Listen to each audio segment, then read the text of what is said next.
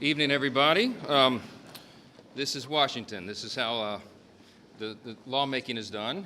It's a long process. Sometimes it takes a while to reach consensus, but we're going to do the right thing here tonight. The American Relief Act of 2024 will provide temporary funding to get us into the first part of next year. We're excited about that because Republicans will have control of the White House and the Senate and the House, and we'll be able to make the key decisions about funding for the 2025 fiscal year. So this will allow us the opportunity to do that. In addition, we're going to take care of Americans who have suffered true devastating emergencies and disasters. We had, of course, a record hurricane season with Helene and Milton that did real damage across as many as 6 states. There's $100 billion to provide much needed relief to those people, those Americans who have really been struggling and still are from those storms. And in addition to that, we have $10 billion of emergency aid to our farmers and ranchers.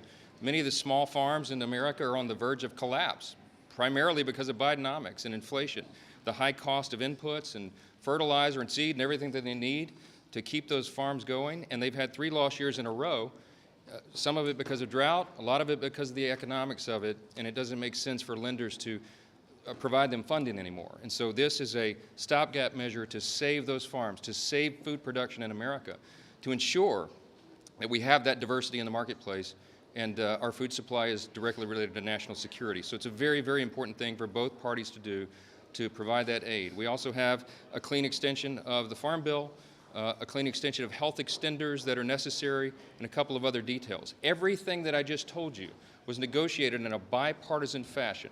Both parties agreed to these terms, and that's what's on the floor right now. The only change in this legislation is that we are going to push the debt limit to January 30th of 2027.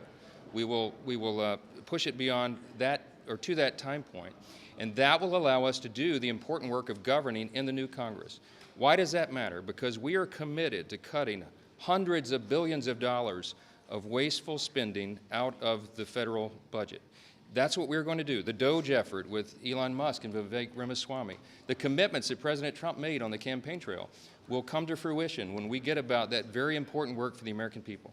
The government is too big, it does too many things, and it does very few things well. We're going to cut and limit the size and scope of the government and get it under control for the American people. We have a mandate to do so. President Trump received 77 million votes in the election. House Republicans, 74.7 million votes, the most in history. We know what we are to do. We're determined to do that. And even though this vote would push the debt limit to 2027, it in no way reflects any lack of enthusiasm on our part to get about those serious cuts for the American people. We have to have fiscal responsibility as a core principle of our party. So that's what the House Republicans are committed to, every single one of them. We will get together and do that work, and it begins in early January. I hope that this vote passes tonight. We will send it to the Senate. We will extend funding, and we'll come back, and we will have the America First agenda come in roaring in January for the American people. Thank you so much. Thank you.